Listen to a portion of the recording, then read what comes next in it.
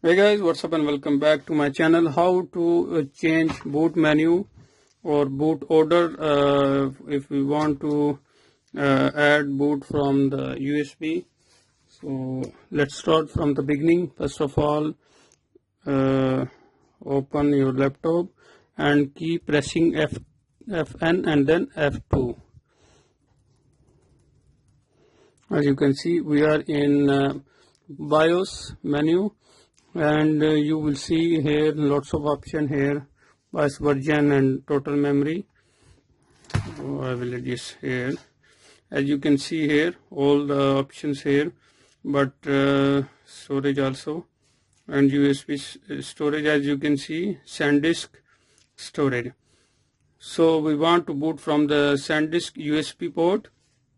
So as you can see on the right side, boot priority, it is on boot Windows Boot Manager.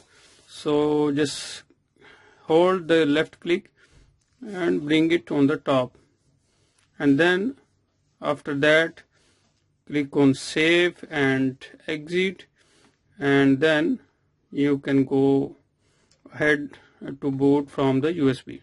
So that's all for now. Thank you for watching and don't forget to subscribe our channel.